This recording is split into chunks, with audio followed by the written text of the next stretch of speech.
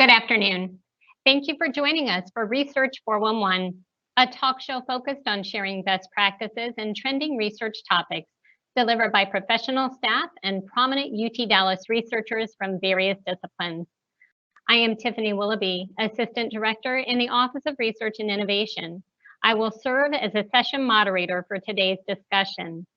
During today's talk show, Dr. David Lary will discuss the installation of sensors in the Dallas-Fort Worth area that detect disease-causing air pollution. Professor David J. Lary received a first-class double honors bachelor's in science in physics and chemistry from King's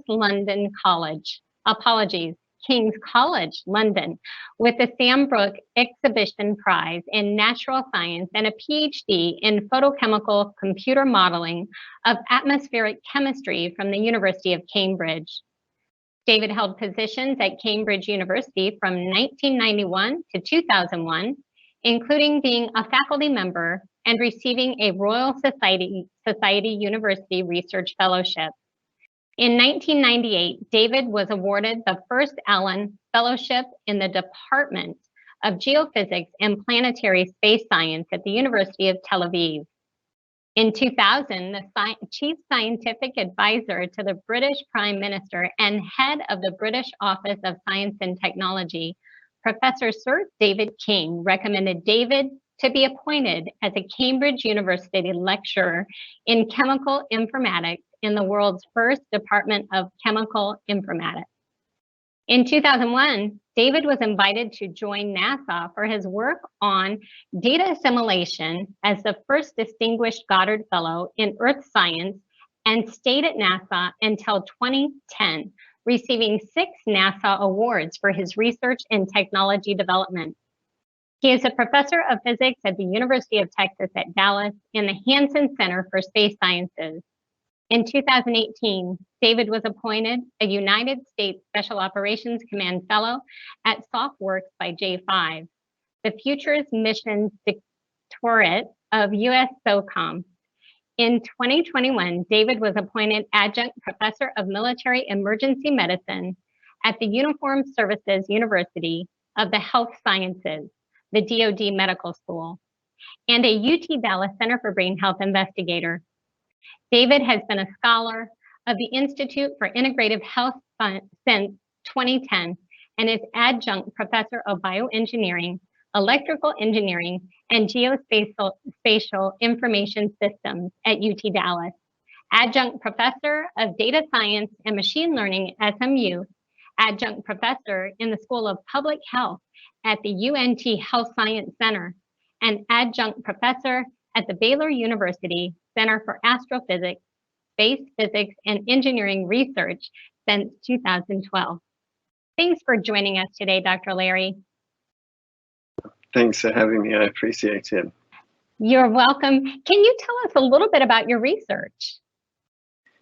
So the single theme that runs through everything I do is really sensing in service of society and focus on preemptive human protection. So often we're used to responding after an event, but it would be really nice if we can get out ahead of issues as much as possible. So really that's the guiding principle, and we do this with a suite of sentinels from the global scale using satellites to the wearable scale. And so we have full biometric suits that we use and everything in between with autonomous teams of robots, sensors that we're deploying across dense urban environments such as Dallas. So soon we hope to have more than 100 sensors across Dallas reporting live every few seconds on air quality and things like that. And then also from ground survey vehicles, such as like an electric car that's measuring on a neighborhood scale. Excellent. And what sparked your interest in studying air quality and its effects on humans? Well, it went back to a child for me. I've always admired like ancient wisdom and literature. And when I was just a boy, I remember reading in Psalms, and it says, "In your light we see life." And I thought, oh, that sounds really good. I wasn't sure what it meant, and I'm not sure I still know what it means, but it attracted my attention to photochemistry. And so pretty much air quality is entirely driven by light. And so much of life on our planet, light plays a central role. So that was where this whole photochemistry journey started for me.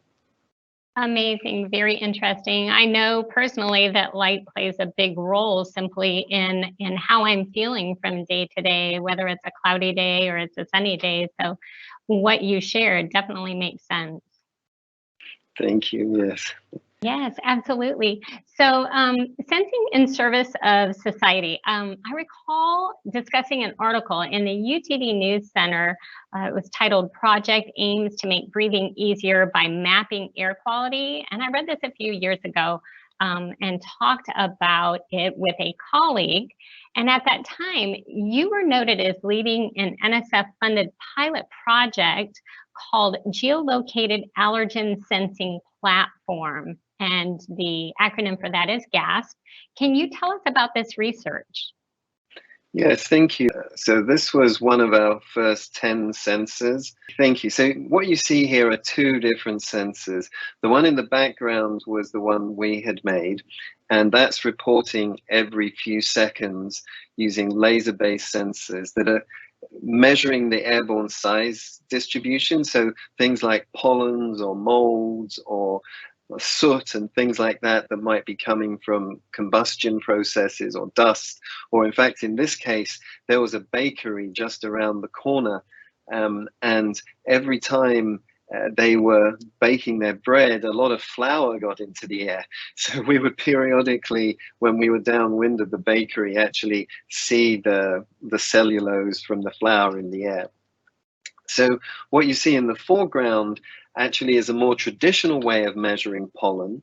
So the fin on the back of this instrument, in sort of greenish blue color, points a little nozzle into the wind, and then the air gets drawn inside and ends up being on a sticky tape in the drum you see at the bottom. And a stepper motor moves this around. So every few minutes a new bit of the sticky tape is exposed. But then at the end of a week, when that tape has done the full rounds inside this drum, it gets taken out, cut into slices, and somebody looks under a microscope at 400 times magnification and then counts the individual pollen grains. So not only is that very laborious, it's also, there's a lot of delay, a lot of latency between when the actual pollen or mold or whatever was in the air is captured and then when we measure it. And so we wanted to be able to respond much quicker. And the reason Chattanooga was chosen is it's this rather pretty town in a valley.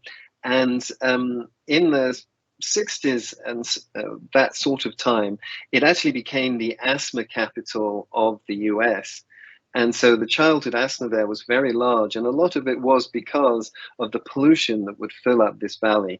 I'm glad to say it's a much better situation now. But so they were also part of this whole Smart Cities initiative that the National Science Foundation and US Ignite were working on. So that's basically the start we got. And from there, we further developed our sensors, and they're now going live across many places, including DFW. Thank you for sharing that information. And can you tell us a little more about the data collection?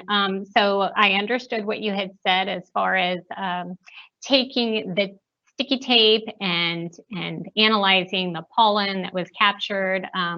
Once you have that information, how do you use it to spur your research along and then go ahead and inform society more broadly? So we're very committed to open data and open science and open designs. So we have open repositories of all this for the designs and the code. And in fact, the whole system that we have, and I can just show you now a recording of this. So the work that has gone into this has involved now close to 100 people, mostly undergraduate students over the last few years. you can publicly access this live map that you're seeing here at the URL along the top, sharedairdfw.com. And we're doing this in partnership with many different community groups, the City of Plano, and hopefully soon in a much larger way with the City of Richardson. So all of the code that lets us display this map was pretty much written by students and students mentoring students, actually. So that's why such a large number have been involved, from high school students to undergraduates with senior design. We typically sponsor 2 senior design projects a semester, and then a whole range of graduate students. So what we've aimed to do here is bring together existing data, say from the EPA, then other various sources of the data, such as some low-cost sensors sold by a company called Purple Air, then our own sensors, and then we've layered on top of that things like the winds, because if we are downwind of a pollution source, that will make a huge difference, whether that's is an individual location, like you see these black dots. So each of these black dots correspond to publicly declared permitting in open records where there are sources of pollution, or it could be something like a road. So if we are, for example, downwind of 75 during a rush hour, it will be very different than if we are upwind of 75. So each of our sensors, they report every few seconds and it comes out live. So then that data is displayed on this map, and soon you'll also be able to digitally download it. So that if, for example, I was a school coach and in my class, there are some kids that have asthma. So if they strenuously exercise in the presence of high levels of pollution or pollen, they are much more likely to have an asthma event, which is really unpleasant. And further than that, it can often lead to absenteeism. So it turns out that the leading cause of poor learning outcomes is absenteeism, and one of the leading causes of absenteeism is asthma. So that's obviously not good for the students, but it's also not good for the school because they get paid by presence. So this hopefully is a win-win cycle where it's better for everyone by having the timely information. And the reason we went to the trouble to do this is there are some existing public sources, such as the EPA, but there's only 7 sensors for the entire 7.5 million of us in the Dallas area, and there are many locations with no sensors. And further, the results are just hourly averages released after 2 hours. So if we wanted to make a decision now, for example, the practice example I mentioned, it would be a bit late because you get moment-to-moment variability. And just as an example of that, one of these sensors is in my backyard as an example location. And in the morning on Fridays for me, when the trash truck comes by, you actually see the spike from the fumes from the trash truck. So it's measuring every few seconds and then it's reporting it live to this map. There's many other things in addition to the particulate matter that we're displaying here, we're measuring, but at the moment that's all that's displayed on our map. We're building other dashboards for that at the moment. Thank you very much. That was a very thorough explanation, and I definitely have a clearer picture of what your sensors do in the area. Question that I have for you, especially related to asthma and the data that you are currently collecting, specific again to perhaps high school sports.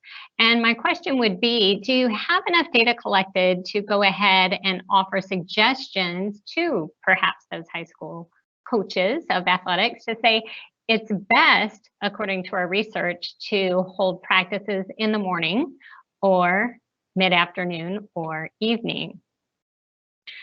So I think the simplest way to think about it is in response to the current levels of pollution, because if one wants to think of an average daily cycle, there certainly is one, and it's easy to understand that in terms of the pollution sources. So many of the sources of the airborne particulates are from things like combustion. So a great amount of combustion, say, happens from traffic. So there's not so many people driving at night, so there's not so much traffic, there's not so much pollution at night. However, that can vary. We can have, to take another massive combustion example, the fires we've had in California. So we have other work where we're using the satellite data, and you can actually see the plumes come to Texas from California, for example, or even our own Texas fires. So those things are much more variable. So probably the easiest way is to do it in response to the live data, because then you can be responding to the current conditions. And in fact, we are partnering with various schools, for example, some in Plano ISD and so on.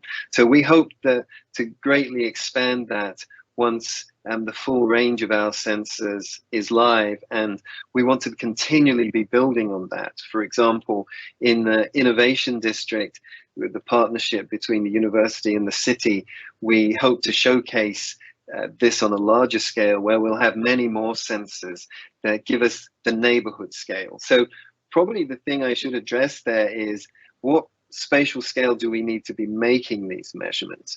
So we did a lot of street level surveys where we would drive around, in fact, 100 square kilometers on a daily basis for several months, measuring every second. So that drive would take the graduate student about 3 hours, in fact.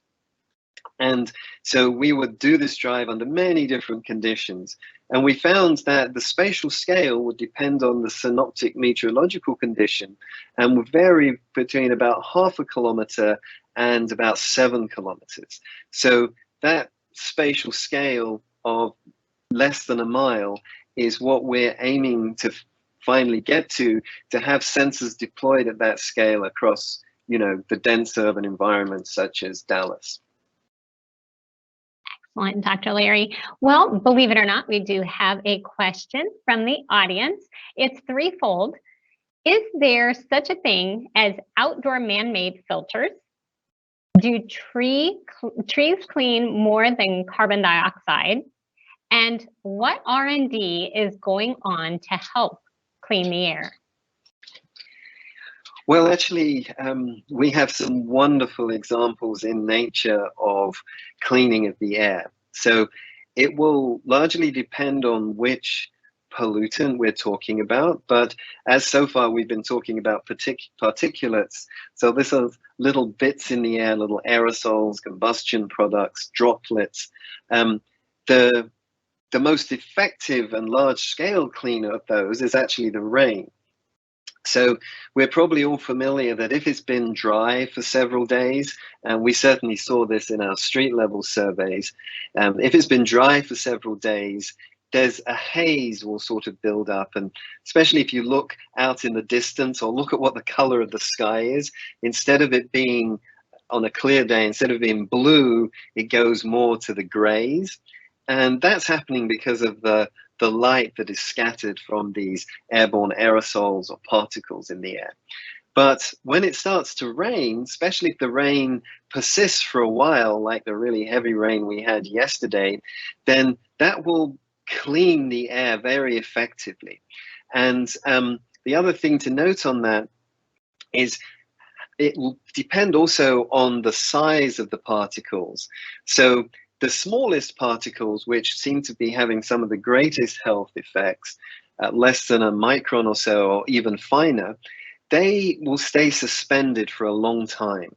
And there's orders of magnitude more of those. So it really takes something like a heavy rain to wash those out. The larger particles, they're greater than like 10 microns or so, they will naturally sediment quite quickly, and there's actually far fewer of them.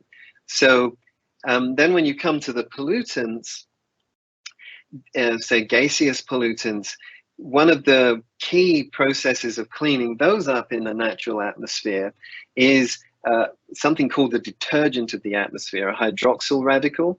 So that is formed through a few steps. So the ultraviolet light that comes from the sun, most of which fortunately is filtered out in the stratosphere, but what remains and gets down to the surface then will break apart molecules, say, of ozone or oxygen. And at the very shortest wavelengths, it produces an excited oxygen atom, which then reacts with water, which gives us this OH, which then reacts very rapidly with the pollutant. So those are two of the key ways that in nature the air is cleaned up. So mimicking that, actually for the indoor air, there are devices now. For example, there's a company right here in Dallas called Active Pure, which mimics that purification by creating these hydroxyl radicals, and then it will very rapidly react with indoor pollutants and in fact pathogens. So in the order of a minute or so, it can drastically reduce the amount of indoor pathogens. And in fact, it's the only FDA certified device that does that. But doing that for the outside is more challenging. So different trees will certainly have different effectiveness at doing that. But one also should bear in mind that the trees, especially ones that have a heavy scent, for example, pine trees and so on, they will also be releasing volatile organic compounds, which can lead to the formation of so-called organic aerosols. So there have been several studies about which plants are most effective. Like I recently saw one in London where cotoneaster plants seem to be very effective for reducing pollution. So I guess the simple thing that I'm saying is, yes, they can reduce it, but care in choosing the exact species can be helpful so that you don't maybe end up producing these other organic aerosols as well. Thank you, Dr. Lary. Moving back to the sensors that are located in the Dallas-Fort Worth area, can you tell us what determining factors you utilized in order to determine where the sensors were going to be located? And do you have plans to install other sensors in the area and or more broadly outside of the United States? So, well, I guess it's yes to all of those. What I would point out is that this may seem a lot of work that we've done, and it's certainly a lot of effort by many people, but it's all been done on a really shoestring budget. So my desire would be to have these as broadly as possible, because if you look at the big picture, like the WHO, the World Health Organization, reports that 7 million people a year die from air pollution. So that's at a massive scale. And before we get to mortality, there's a very large range of health outcomes. We've spoken about asthma, but it can also be cognitive things. It seems like Alzheimer's, for example, is associated with pollution as well. So what has been the guiding principle for initially the sensors we do make is that the lowest cost that gives good accuracy results that will have the longest scale maintenance schedule, so that with our limited resources they can go out, but then where they're located is always through partnership. I mean, this is all by mutual benefit. So that has been the city of Plano asked us to build them a network. We've done that already, and we're beginning to deploy them. Then some community groups such as Downwinders at Risk, for example, they raised some money for South Dallas. And so in a suburb of Dallas called Joppa.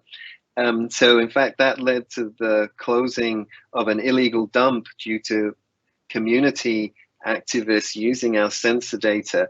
So really, it's always by invitation, and we would love this to be scaled as widely as possible. Now, as for across the world, we would like to do that as well. And several of the students that have now graduated are in different locations across the world, and we've had those conversations. The only thing that's holding us back is the resources.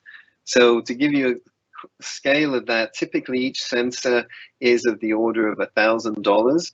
And so it's relatively low cost compared to the EPA installations, which will run at about $100,000 to $1 million. But still, getting the resources is a constant challenge for us. Now, Dr. Lary, how durable are those sensors? We have some pretty foul weather here in North Texas. Are they durable? We do our best to make them so, and we very carefully chose which parameters to measure with that durability in mind. So we put them in some weather shielding, and so we've had a few summers and winters, we all remember probably the great freeze that we had not too long ago. So they managed to endure both of those. We do try and get to each location for maintenance about once a year, and we're remotely monitoring all of the data. So occasionally things will happen, like a spider decides to build its nest inside, or like it spins its web and its little home in them, or wasps will build their nests. So that can be an issue. But we try and make it that it's not the most desirable location for them. But, so we need to get out to them typically once a year. Absolutely. Another question for you is related to the sensors as well, and weather. Do you ever get false readings? Okay, so no sensor is perfect. We do our best to carefully choose them and calibrate them, compare them to neighboring sensors, to reference sensors. The closest to a false reading, which is not really a false reading, is when we have fog, because the way our aerosol or particulate sensors work is they actually count particles. So when we get close to the dew point, when the ambient air temperature is within about 3 degrees or so of the dew point, you'll get fog start to form. So we will start counting those particles, but we're working on, in our displaying of it, how we depict that data so it's clear that it's fog.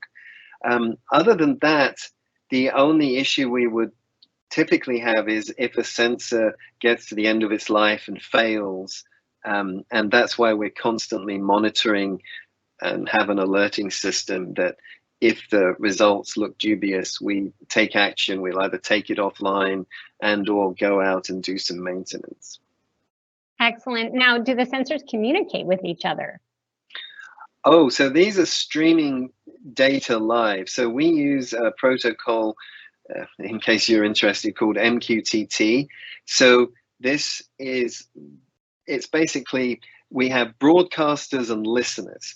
So the sensors will broadcast their data through a broker, as it's called in the software, and then you can actually listen to the streams of data from that broker.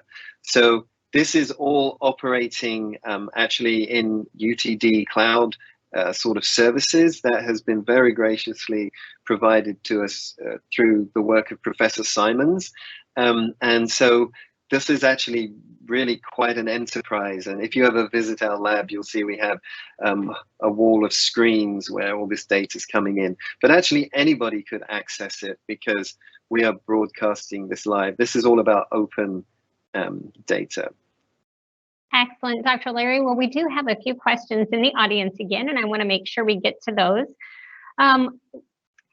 Dr. Lary, can you comment on the use of sensor networks arrays for real-time monitoring and forecasting of natural and anthropogenic aerosol hazards like massive firestorms, smoke plumes, contaminant plumes from explosives, radioactive plumes from dirty nuclear bombs, etc.? Well, really what you just read is part of the motivation for doing this. So the idea behind our sensing network is for multi-use. So when we first started talking about, we were mentioning things like asthma and health outcomes, which is certainly a key part of this. But part of it also is as an early warning system. So there's some things, that are not so pleasant for us to think about even. Say if there was a bioterrorist act, typically that would be whatever the pathogen or agent they're using would be aerosolized.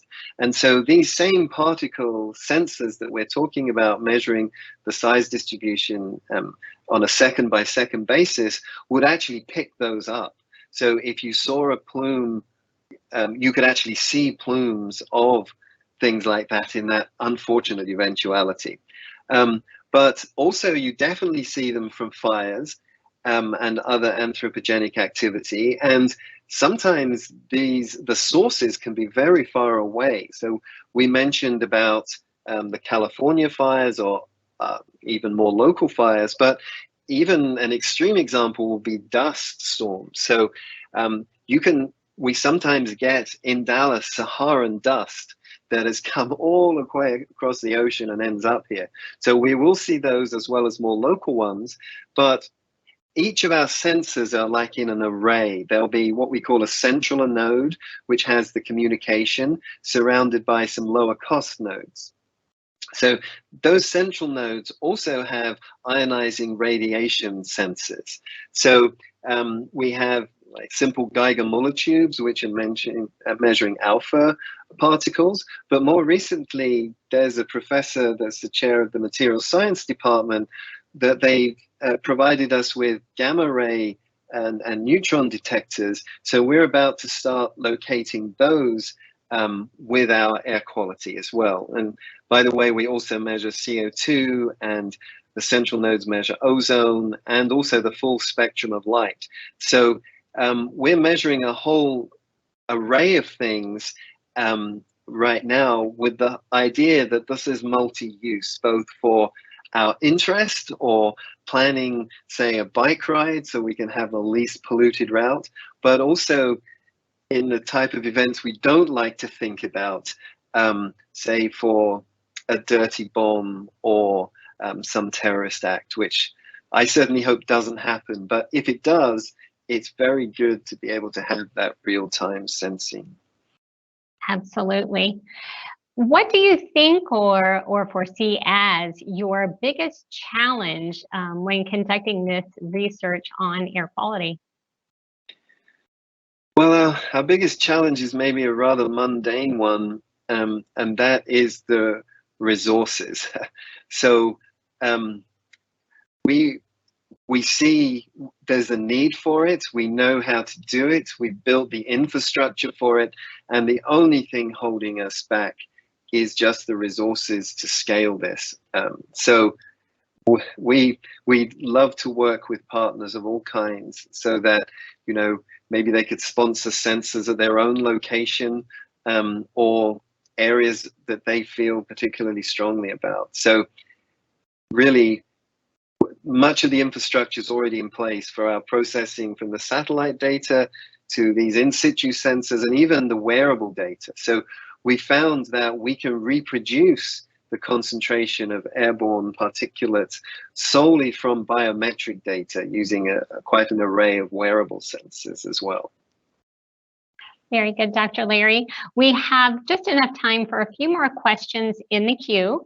One is, have you been surprised by anything that you have learned from measuring air quality at a hyper-local scale?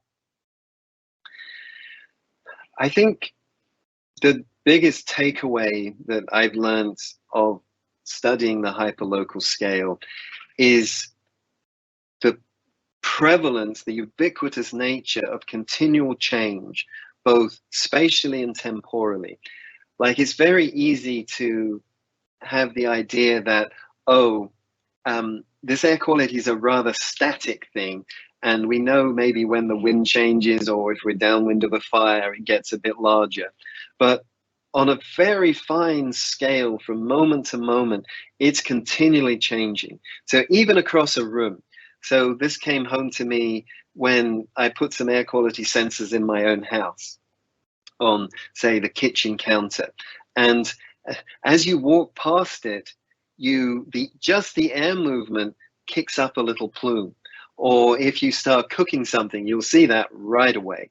But then just as you move around over very fine spatial scales, it's continually changing. So that has really driven us to want this hyper-local data, because there is continual change on the small scales. Now, some things like slightly longer-lived gases, or intermediate timescale really, like ozone, the variation of those will be on slightly wider spatial scales. But if you're looking at things like particulates, it's at a very hyper-local, like less than an inch spatial scale, you see changes continually. And over every few seconds, you'll see them. That's why we try and locate our sensors as close together as we can and measure every few seconds. That absolutely makes sense, Dr. Lary. It does sound like you have a lot going on, and we have an audience member curious to know, do you have staff? Do your students help you out? And do you utilize volunteers? If so, how do people sign up? Oh, thank you. Well, this is definitely a team effort. And as was alluded to earlier, this website, Building the Census, so far, it's really close to 100 people have done this. That's also included even high school students that have volunteered. So we certainly work with all kinds of volunteers. And one way that has happened is through community groups. For example, the Downwinders at Risk that I mentioned, or there's been several recently that have approached us because they're near, say, various pollution sources. So you please feel free to contact us. I'm sure the email will be posted in the chat. But in addition to that, we would so appreciate the partnership with helping us like build the sensors. So I mean, to pay for them. So the way we could partner in addition to that type of volunteer activity is like you may choose to sponsor one at your own house or your company, or for your neighborhood or your local schools. All of those would be ways that would be very welcome. So if you're interested, just chat with us and we can see what works the best. Thank you, Dr. Lary. And one final question before we close out today's talk show. I know your Mint Center will be run out of the Richardson IQ HQ when it opens in the next few months.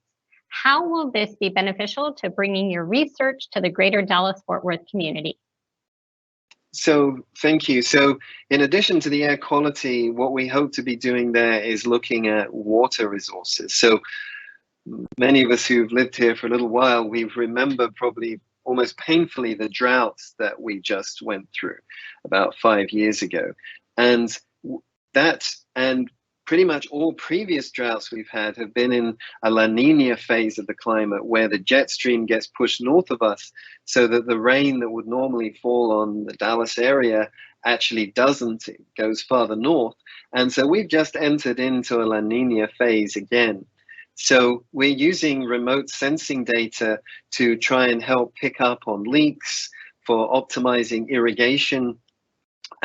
So that is another aspect we will be doing there. So really all that we're doing in the IQ, in the MINTS group, is sensing in service of society. So any partner that is interested to collaborate, whether they're a company or individuals, we would very much welcome it. So the IQ, in a way, will be a bit of a showcase for us for those different activities, but also we hope very much a meeting point. So there'll be, a very diverse people coming through there, and being able to see examples of this work and its relevance in a very visual way, we hope will be engaging. And we so much welcome other partners to work with us, because we don't think we have all the answers, but we do think we have some tools that are useful.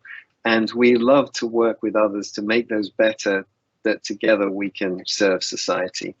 And maybe on that, I should just leave these various videos of our autonomous robot team that we just deployed. So this involved the robotic boat and aerial vehicle and walking robot, and these were all talking to each other. And many of the sensor streams that I was mentioning, the same tools were used for harvesting that data and using machine learning to learn environments rapidly in real time.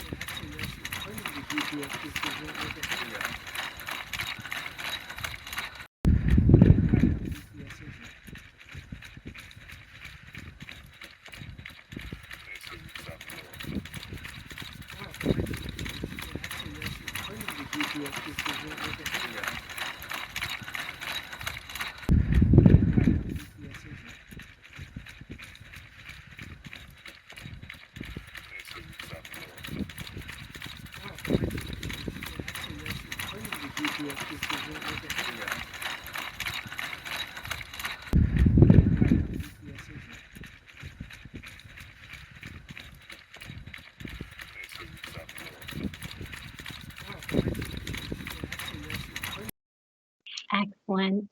Thank you for joining us today, Dr. Lary. Audience, thank you for attending our program today. If you enjoyed today's talk show, please suggest it to a friend. Stay tuned for the next Research 411 talk show scheduled to take place Wednesday, April 20th at 3 p.m. when Dr. Joseph Pancrazio, Mr. Steve Gingrich, and Mr. Doug McDonald join Office of Research and Innovation to share everything you wanted to know about UTD at the Richardson IQ.